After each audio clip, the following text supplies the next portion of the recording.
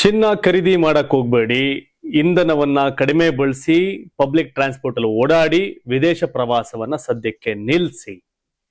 ಈ ಮಾತನ್ನ ಪ್ರಧಾನಿ ನರೇಂದ್ರ ಮೋದಿ ಹೇಳಿದ್ರು. ಜನ ನೋಟ್ ಬ್ಯಾನ್ ಮಾಡಿದಾಗ ಏನ್ ಬೆಚ್ಚ ಬಿದ್ರು, ಅದ್ರಲ್ಲಿ ಸ್ವಲ್ಪ ಈಗ್ಲೂ ಬೆಚ್ಚ ಬಿದ್ದಿದ್ದಾರೆ. ಯಾಕಪ್ಪ ಹಿಂಗೆ ಹೇಳ್ತಾವ್ರೆ ಅಂತ. ಅದ್ ಹೇಳಿದ್ಮೇಲೆ ಒಂದಷ್ಟು ಗೋಲ್ಡ್ ರೇಟ್, ಕಂಪನಿಗಳ ರೇಟ್ ಡೌನ್ ಆಗಿದೆ.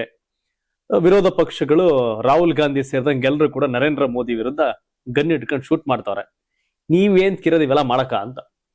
ನರೇಂದ್ರ ಮೋದಿ ಹೀಗೆ ಹೇಳಿದ್ಯಾಕೆ, ಯಾವ ಕಾರಣಕ್ಕೆ, ಮತ್ತೆ ಈ ಎಲ್ಲಾ ಸುದ್ದಿಗಳನ್ನ ಇವತ್ತಿನ ಪ್ರೈಮ್ ಟೈಮ್ ಅಲ್ಲಿ ನೋಡೋಣ. ಜೊತೆಗೆ ರಾಜ್ಯ ರಾಜಕಾರಣದ ಮತ್ತೊಂದಷ್ಟು ಲೆಕ್ಕಾಚಾರಗಳು, ಎಲ್ಲಾ ವಿಷಯಗಳನ್ನ ನೋಡುವಂತ ಸಮಯ. ಕಾಂಗ್ರೆಸ್ಗೆ ಜೈ, ಬಿಜೆಪಿಗೆ ಕೈ, ಕೋರ್ಟ್ ಅಲ್ಲಿ ಕಮಲಕ್ಕೆ ಮುಖಭಂಗ. ಎಲ್ಲಾ ಸ್ಟೋರಿಗಳು ಇವತ್ತಿನ ಪ್ರೈಮ್ ಟೈಮ್ ನ್ಯೂಸ್ ಅಲ್ಲಿದೆ. ಕಡೆವರೆಗೂ ಈ ಸುದ್ದಿಯನ್ನ ಮಿಸ್ ಮಾಡದೆ ನೋಡಿ. ಎಲ್ರಿಗೂ ಸ್ವಾಗತ. ನಾನು ಶಿವಕುಮಾರ್. ಪಶ್ಚಿಮ ಏಷ್ಯಾ ಸಂಘರ್ಷದಿಂದಾಗಿ ಜಾಗತಿಕ ಆರ್ಥಿಕ ಬಿಕ್ಕಟ್ಟಿನ ಬಗ್ಗೆ ಹೆಚ್ಚುತ್ತಿರುವ ಕಳವಳಗಳ ನಡುವೆ ಪ್ರಧಾನಿ ನರೇಂದ್ರ ಮೋದಿ ಅವರು ಒಂದಷ್ಟು ವಿಷಯಗಳನ್ನ ಹೇಳಿದ್ದಾರೆ. ಜನ ಪೆಟ್ರೋಲ್ ಉತ್ಪನ್ನಗಳನ್ನ ಸಂಯಮದಿಂದ ಬಳಸುವಂತೆ ಕರೆ ಕೊಟ್ಟಿದ್ದಾರೆ. ಇದು ಈ ಕ್ಷಣದ ಅಗತ್ಯವಾಗಿದೆ ಅಂತ ಒತ್ತಿ ಹೇಳಿದ್ದಾರೆ. ಯುದ್ಧದ ದುಷ್ಪರಿಣಾಮದಿಂದ ಜನರನ್ನ ರಕ್ಷಿಸಲು ಕೇಂದ್ರವು ಪ್ರಯತ್ನ ಮಾಡ್ತಿದೆ ಅಂತ ಮೋದಿ ಹೇಳಿದ್ದಾರೆ. ಮತ್ತು ಸವಾಲುಗಳನ್ನ ಎದುರಿಸಲು ಮತ್ತು ದೇಶಕ್ಕೆ ಸಹಾಯ ಮಾಡಲು ನಾಗರಿಕರು ಕ್ರಮ ಕೈಗೊಳ್ಳಬೇಕೆಂದು ಕರೆ ಕೊಟ್ಟಿದ್ದಾರೆ. ಹೈದರಾಬಾದ್ ನಲ್ಲಿ ನಡೆದಂತಹ ತೆಲಂಗಾಣ ಬಿಜೆಪಿ ಕಾರ್ಯಕ್ರಮದಲ್ಲಿ ಮಾತನಾಡಿದಂತ ನರೇಂದ್ರ ಮೋದಿ ಅವರು, ನಾವು ಆಮದು ಮಾಡಿಕೊಂಡ ಪೆಟ್ರೋಲ್ ಉತ್ಪನ್ನಗಳನ್ನ ಅಗತ್ಯಕ್ಕೆ ತಕ್ಕಂತೆ ಮಾತ್ರ ಬಳಸಬೇಕಾಗಿದೆ. ನಗರಗಳಲ್ಲಿ ಮೆಟ್ರೋ ರೈಲು ಸೇವೆಗಳನ್ನ ಬಳಸುವುದು, ಕಾರ್ ಪೂಲಿಂಗ್, ಇವಿಗಳ ಗರಿಷ್ಠ ಬಳಕೆ, ಪಾರ್ಸೆಲ್ ಗಳನ್ನ ಕಳುಹಿಸಲು ರೈಲ್ವೆ ಸೇವೆಗಳನ್ನ ಬಳಸುವುದು, ವರ್ಕ್ ಫ್ರಮ್ ಹೋಮ್, ಇದು ವಿದೇಶಿ ವಿನಿಮಯವನ್ನ ಉಳಿಸುವುದಲ್ಲದೆ ಯುದ್ಧದ ಪ್ರತಿಕೂಲ ಪರಿಣಾಮಗಳನ್ನ ಕಡಿಮೆ ಮಾಡುತ್ತದೆ ಅಂತ ಹೇಳಿದ್ರು. ಯುದ್ಧದಿಂದಾಗಿ ಪೆಟ್ರೋಲ್ ಮತ್ತು ರಸಗೊಬ್ಬರಗಳ ಬೆಲೆಗಳು ಬಹಳಷ್ಟು ಹೆಚ್ಚಾಗಿವೆ ಅಂತ ಹೇಳಿದ ಅವರು, ನಾವು ಕೊರೋನಾ ಸಮಯದಲ್ಲಿ ಮನೆಯಿಂದ ಕೆಲಸ, ವರ್ಚುವಲ್ ಸಭೆಗಳು, ವಿಡಿಯೋ ಕಾನ್ಫರೆನ್ಸ್ ಮತ್ತು ಇತರ ಹಲವು ವಿಧಾನಗಳನ್ನು ಅಳವಡಿಸಿಕೊಂಡಿದ್ದೇವೆ. ನಾವು ಅದಕ್ಕೆ ಒಗ್ಗಿಕೊಂಡಿದ್ದೇವೆ. ಆ ವಿಧಾನಗಳನ್ನ ಪುನರಾರಂಭ ಮಾಡುವುದು ಇಂದಿನ ಅಗತ್ಯವಾಗಿದೆ ಅಂತ ಹೇಳಿದ್ರು. ಪಶ್ಚಿಮ ಏಷ್ಯಾ ಬಿಕ್ಕಟ್ಟಿನಿಂದ ವಿದೇಶಿ ವಿನಿಮಯವನ್ನ ಉಳಿಸುವ ಅಗತ್ಯವನ್ನ ಒತ್ತಿ ಹೇಳಿದಂತ ಮೋದಿ, ವಿದೇಶಿ ಭೇಟಿಗಳನ್ನು 1 ವರ್ಷದವರೆಗೆ ಮುಂದೂಡುವಂತೆ ಕರೆಯನ್ನ ಕೊಟ್ಟರು. ನಾವು ಯಾವುದೇ ರೀತಿಯಿಂದಲೂ ವಿದೇಶಿ ವಿನಿಮಯವನ್ನ ಉಳಿಸಬೇಕು ಅಂತ ಅವರು ಹೇಳಿದ್ರು. ಏನಾಗ್ತಾ ಇದೆ, ಪತ್ತೂರಿಂದೇನೋ ತರದಿತ್ತು, ಸೇತುವೆ ಒಡೆದೋಗ್ಬಿಡೈತೆ. ಬಳಸ್ಕೊಂಡು 20 ಕಿಲೋಮೀಟರ್ ಬರಬೇಕು ಅಂತಂದ್ರೆ ತರಕ್ಕಾಗಲ್ಲ ಅಂದಾಗ ಏನಾಗುತ್ತೆ, ಅದರ ಬೆಲೆ ಜಾಸ್ತಿ ಆಗತ್ತೆ. 20 ರೂಪಾಯಿ ಸಿಗೋದು 60 ರೂಪಾಯಿ ಆಗತ್ತೆ. ಈ ಟೈಮಲ್ಲಿ ಹೊರೆ ಆಗುತ್ತೆ. ಸೇಮ್ ಕತೆ ನಮ್ಗೆ ಪೆಟ್ರೋಲಿಯಂ ಉತ್ಪನ್ನಗಳು ಬರಕ್ ಆಗ್ತಲ್ಲ, ಬಿಕಾಸ್ ಆಫ್ ಇರಾನ್ ಮೇಲಿನ ಅಮೆರಿಕ ಇಸ್ರೇಲ್ ಯುದ್ಧ. ರಸಗೊಬ್ಬರಗಳು ಕೂಡ ಬರ್ಲಿಕ್ಕೆ ಸಮಸ್ಯೆ ಆಗ್ತಾ ಇದೆ. ಇನ್ನು ಗೋಲ್ಡ್, ಈಗ ನಮ್ಮಲ್ಲಿರೋ ದುಡ್ಡು ಈ ಟೈಮಲ್ಲಿ ಕಡಿಮೆ, ಇದನ್ನ ನಾವ್ ಈಗ್ಲೂ ಕಷ್ಟ ಕಾಲದಲ್ಲಿ ಕೊಟ್ಟು ಚಿನ್ನಗಿನ್ನ ಖರೀದಿ ಮಾಡಿದ್ರೆ ಸಮಸ್ಯೆ ಆಗತ್ತೆ ಅನ್ನೋ ಆಂಗಲ್ ರಿಕ್ವೆಸ್ಟ್ ಮಾಡ್ತಾರ. No order. ನರೇಂದ್ರ ಮೋದಿ ಆದೇಶ ಮಾಡ್ತಾ ಇಲ್ಲ, ರಿಕ್ವೆಸ್ಟ್ ಮಾಡ್ತಾರೆ. ಕಡಿಮೆ ಬಳಸಿ ಪೆಟ್ರೋಲ್ ಗಿಟ್ರೋಲ್ ಎಲ್ಲ, ಒಟ್ಟೊಟ್ಟಿಗೆ ಓಡಾಡಿ, ಒಬ್ಬೊಬ್ಬರೇ ಕಾರಲ್ಲಿ ಶೋಕಿ ಮಾಡ್ಕೊಂಡು ಓಡಾಡಬೇಡಿ, ಕಡಿಮೆ ಬಳಸಿ ಅಂತ ಹೇಳ್ತಾರೆ. ನಮ್ ದುಡ್ಡು ನಮ್ಮನೆ ಬರ ನಾವು ಮಾಡ್ತೀವಿ ಅಂತಂದ್ರೆ ಮಾಡ್ಬೋದು. ರಿಕ್ವೆಸ್ಟ್, ನಾಟ್ ಆದೇಶ ಅಲ್ಲ. ಇದನ್ನ ಅವ್ರು ಮಾಡಿದ್ದಾರೆ. ಇನ್ನು ವಿದೇಶಕ್ಕೆ ಹೋಗ್ಬೇಕಾದ್ರೆ ನಮ್ದಿರೋ 100 ರೂಪಾಯಿ, 200 ರೂಪಾಯಿ, 1000 ರೂಪಾಯಿ ನೋಟಲ್ಲಿ ವರ್ಕೌಟ್ ಆಗಲ್ಲ.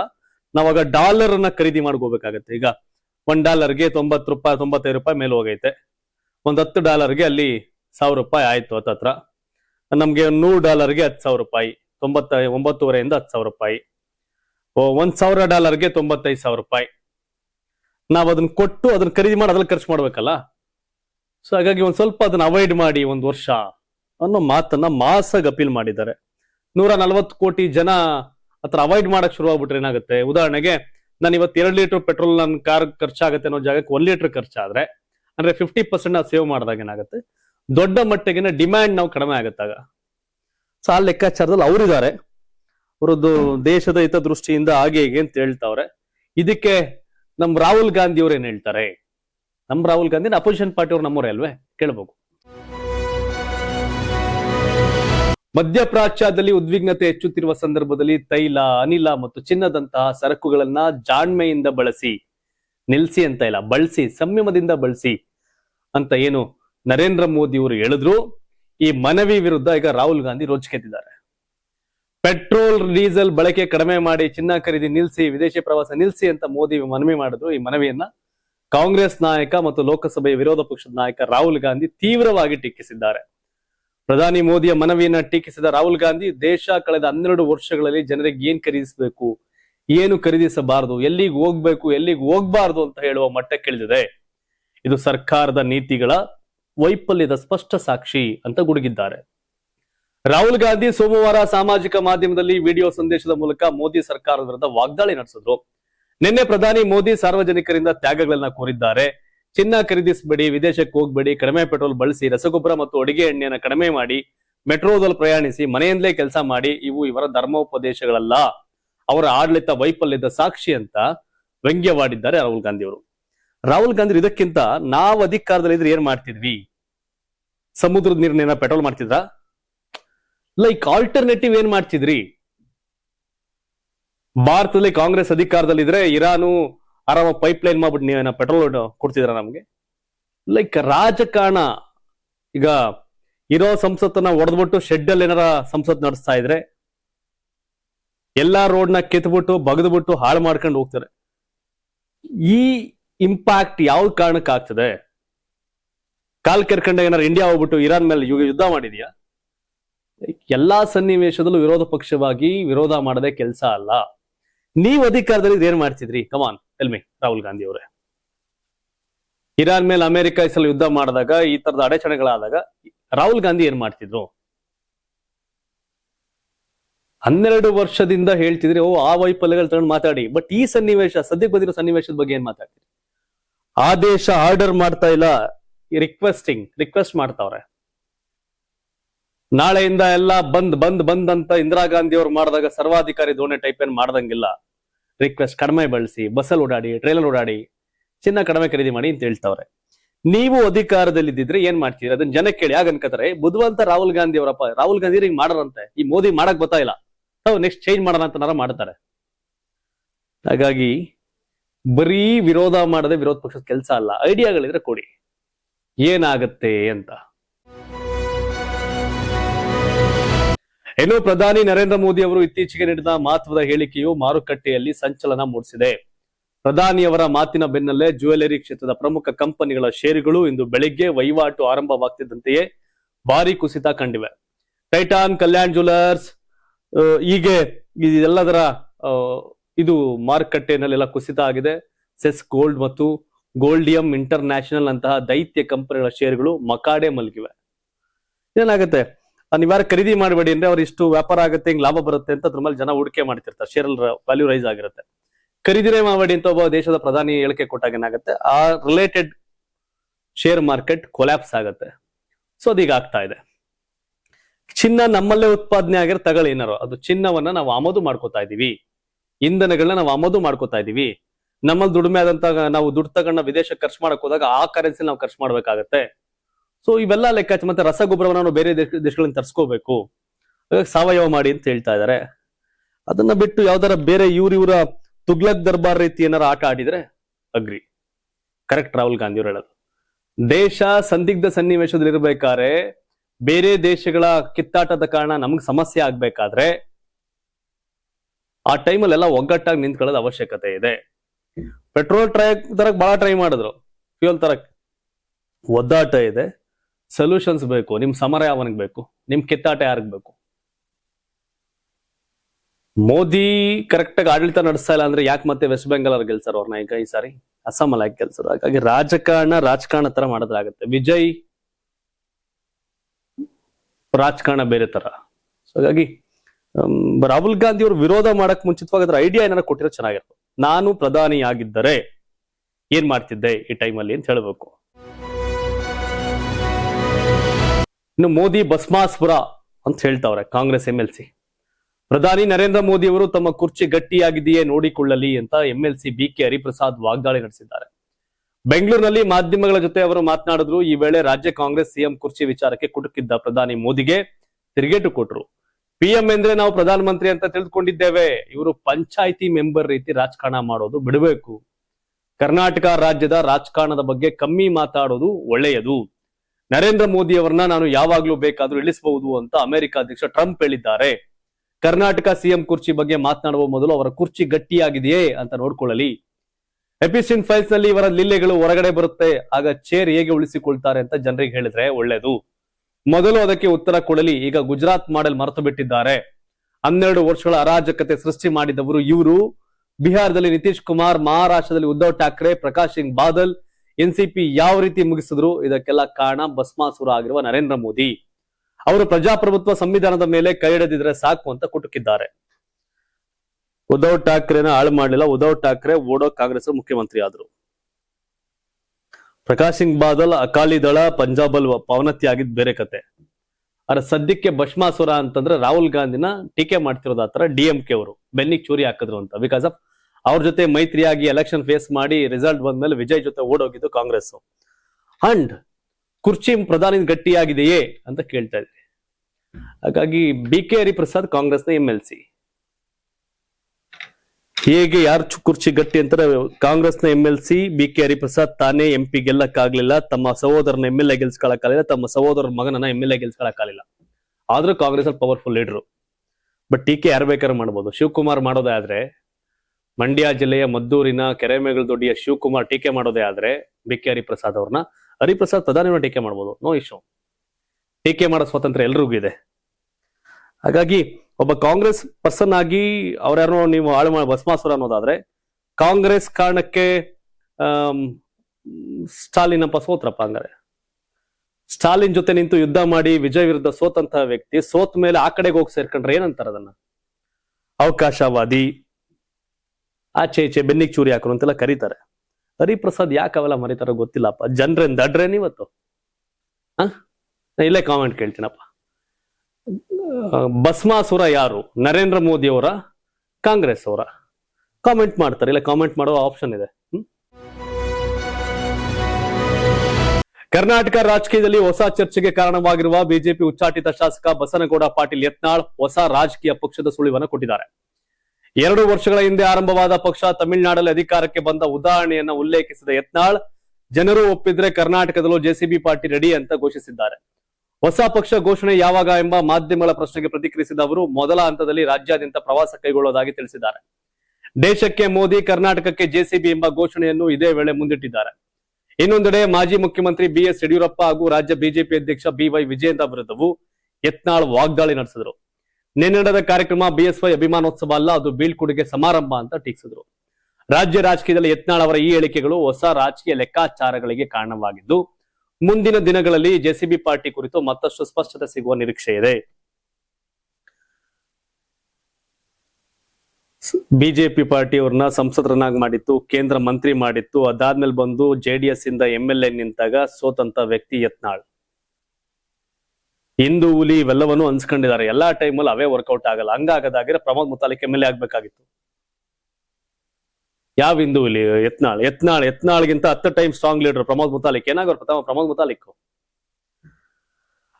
ಪಾರ್ಟಿ ಕಟ್ಟಿ ಸರ್ವೈವ್ ಆಗೋದು ಈಸಿ ಟಾಸ್ಕ್ ಅಲ್ಲ. ಎಲ್ಲಾ ದುಡ್ಡು ನೀಟಾಗಿ ಇಟ್ಕಂತ ವಿಜಯ್ ಶಂಕೇಶ್ವರಿ ಕನ್ನಡ ನಾಡು ಪಾರ್ಟಿ ಕಟ್ ಅವರೇ ಗೆಲ್ಲಿಲ್ಲ. ಅವ್ರ ಪಾಟೀಲ್ ಗೆದ್ದಿದ್ದು ರಾಜುಗೌಡರು ಸೂರಪುರ 2004 ಅವತ್ತು. ಪಕ್ಷ ಕಟ್ಟಿ ಗೆಲ್ಲೋದಿದೆಯಲ್ಲ, ಅದು ಈಸಿ ಟಾಸ್ಕ್ ಅಲ್ಲ. ಅಲ್ಲಿ ವಿಜಯ್ ಅಧಿಕಾರಕ್ಕೆ ಬಂದದ್ ಲೆಕ್ಕಾಚಾರಗಳೇ ಬೇರೆ. ತಮಿಳ್ನಾಡು ಪಾಲಿಟಿಕ್ಸ್ ಬೇರೆ, ಕರ್ನಾಟಕ ಪಾಲಿಟಿಕ್ಸ್ ಬೇರೆ. ಹಾಗಾಗಿ ನಡೀತಾ ಇರುತ್ತೆ. ಏನು ಯಡಿಯೂರಪ್ಪ ವಯಸ್ಸಾಯ್ತು, ರಾಜಕೀಯವಾಗಿ ಬೀಳ್ಕೊಡುಗೆ ಕೊಡ್ತಾರೆ, ಅದರಲ್ಲಂತೆ. ಅಖಾಡದಲ್ಲಿ ನೀವಿದ್ದೀರಲ್ಲ, ನೀವೇನ್ ನೆಕ್ಸ್ಟ್ ಮಾಡ್ಬೇಕು. ಆದ್ರೆ JCB ಪಾರ್ಟಿ ಕಟ್ಟಿ ನಾವೇನೋ ಮಾಡ್ತೀವಿ ಅನ್ನೋದೆಲ್ಲ ಆಯ್ತಲ್ಲ, ಅವೆಲ್ಲ ವರ್ಕೌಟ್ ಆದಂಗೆ ಕಾಣಲ್ಲ. ನೀವ್ರು ಹೇಳ್ತಾ ಇರ್ಬೇಕಷ್ಟೇ, ಕುಣಿಬೇಕು ಅಲ್ವಾ? ನಿಮ್ಗೆಲ್ಲ ಸಪೋರ್ಟ್ ಮಾಡೋ ಒಂದಷ್ಟು ನಾಯಕರೇ ಹೋಗಿ ಕೂತಿರ್ಲ್ವೇನೋ ಚಿತ್ರದುರ್ಗ ಕಾರ್ಯಕ್ರಮದಲ್ಲಿ.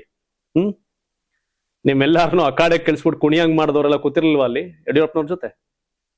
ಬಿಜೆಪಿ ರಾಷ್ಟ್ರೀಯ ನಾಯಕ ಗೃಹ ಸಚಿವ ಅಮಿತ್ ಶಾ ಬಂದಿರುತ್ತಾನೆ ಅಲ್ಲಿಗೆ.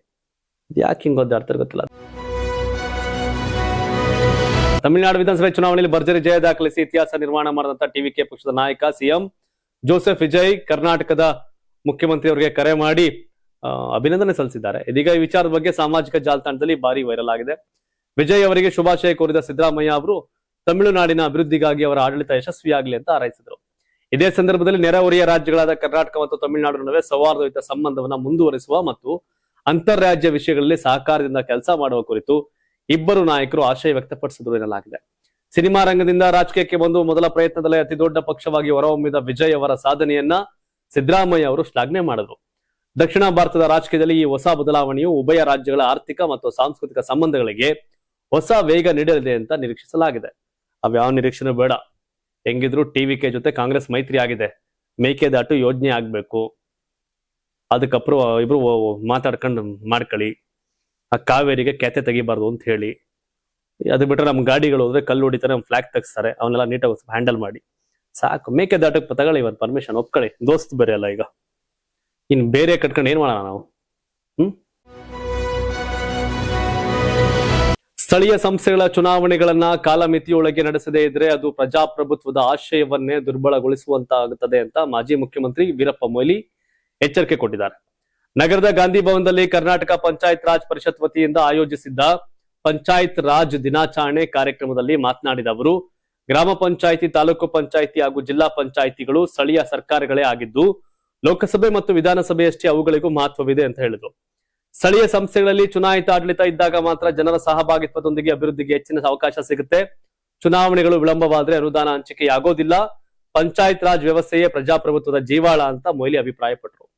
ಗ್ರಾಮ ಸಭೆಗಳ ಬಲವರ್ಧನೆಗೆ ಹೆಚ್ಚಿನ ಆದ್ಯತೆ ನೀಡಬೇಕು ಅಂತ ಹೇಳಿದ ಅವರು, ತಮ್ಮ ಆಡಳಿತ ಅವಧಿಯಲ್ಲಿ ಸ್ಥಳೀಯ ಸಂಸ್ಥೆಗಳಲ್ಲಿ ಮೀಸಲಾತಿ ಜಾರಿಗೊಳಿಸಿ ಅಧಿಕಾರ ವಿಕೇಂದ್ರೀಕರಣ ಮಾಡಲಾಗಿತ್ತು ಅಂತ ನೆನಪಿಸಿಕೊಂಡ್ರು.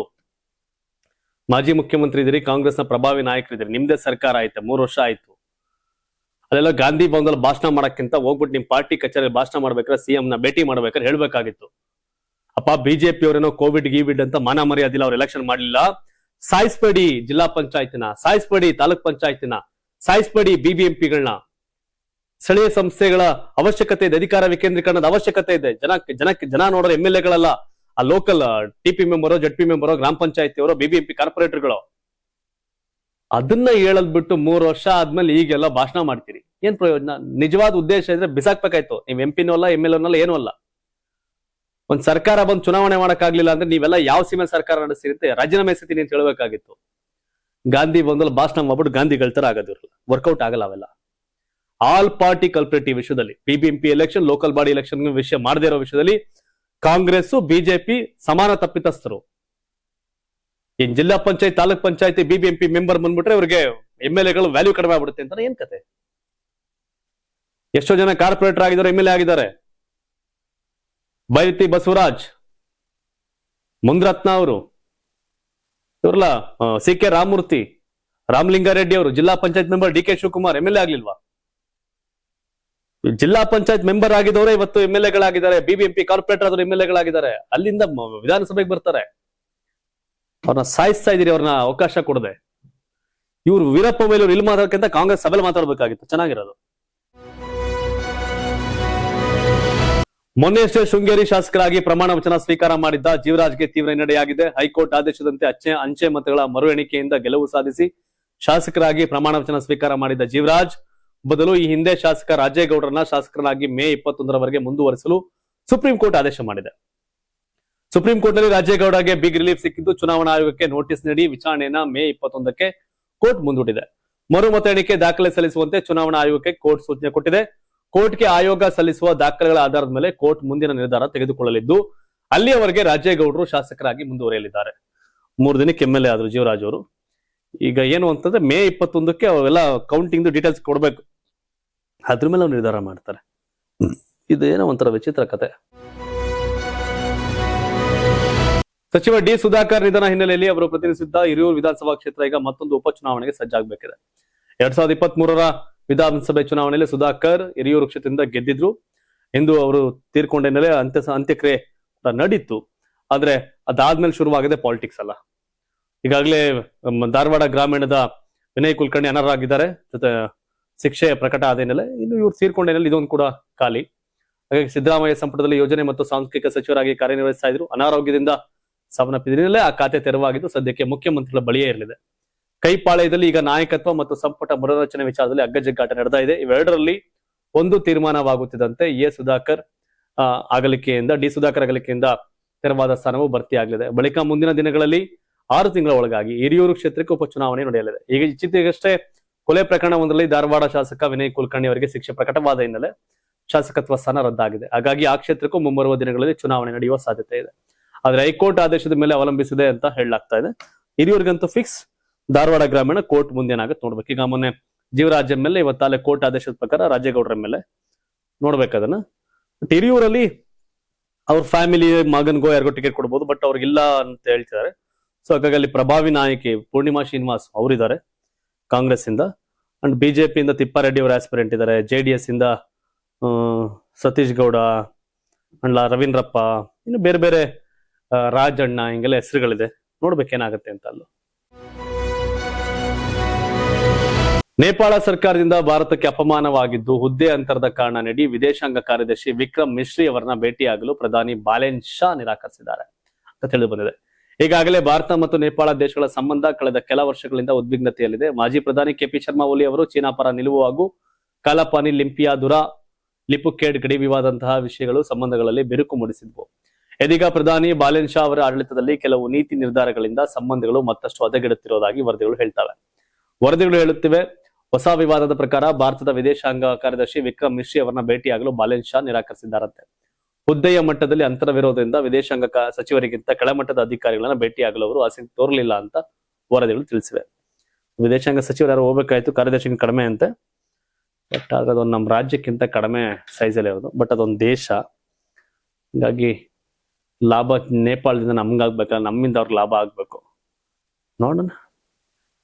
ಈ ರ್ಯಾಪ್ ಮಾಡ್ತಿದ್ದವ್ರು ಬಂದ್ಬಿಟ್ಟು ಇಲ್ಲಿ ರಾಜಕಾರಣಕ್ಕೆ ಬಂದು ಪ್ರಧಾನಿ ಆದಾಗ ಏನಾಗುತ್ತೆ, ಕೆಲವೊಂದು ಸ್ಟೇಟಸ್ಗಳ ವ್ಯತ್ಯಾಸ ಕಾಣತ್ತಂಗೆ. ಮನುಷ್ಯ ಬಹಳ ಸಿಂಪಲ್ ಅಂತಂದ್ರೆ, ಈಗ ಅಧಿಕಾರ ಸಿಕ್ಕಿದ್ಮೇಲೆ ಪ್ರೋಟೋಕಾಲ್ ಲೆಕ್ಕಾಚಾರ ಆಗ್ತವ್ರೆ. ನೀವು ತಾವೇನ್ ಹೇಳ್ತೀರಿ? ನರೇಂದ್ರ ಮೋದಿಯ ಕಾಂಗ್ರೆಸ್ನವರ ಭಸ್ಮಾಸುರ BK ಹರಿಪ್ರಸಾದ್ ಹೇಳಿದ್ದಾರೆ ಭಸ್ಮಾಸುರ ಮೋದಿ ಅಂತ. ನಿಮ್ಮ ಪ್ರಕಾರ ಭಸ್ಮಾಸುರ ಯಾರು? ಕಾಂಗ್ರೆಸ್ ಅವರ, ಬಿಜೆಪಿ ಅವರ, ಮೋದಿನ, ರಾಹುಲ್ ಗಾಂಧಿನ? ಕಾಮೆಂಟ್ ಮಾಡಿ. ಧನ್ಯವಾದ. ಇದು ಕರ್ನಾಟಕ ಟಿವಿ, ಕನ್ನಡಿಗರ ಧ್ವನಿ. ನೀವು ಸಣ್ಣ ಆಗ್ಬೇಕಲ್ವಾ? ಅದು ಒಂದು ಉತ್ತಮ ಆಹಾರದಿಂದ ಸಣ್ಣ ಆಗ್ಬೇಕಲ್ವಾ? ಪ್ರತಿದಿನ ನಮ್ಮ ಜೀನಿ ಸ್ಲಿಮ್ ನ ಯೂಸ್ ಮಾಡಿ ಯಾವುದೇ ಸೈಡ್ ಎಫೆಕ್ಟ್ ಇಲ್ದಂಗೆ ನೀವು ಸಣ್ಣ ಆಗ್ತೀರಾ.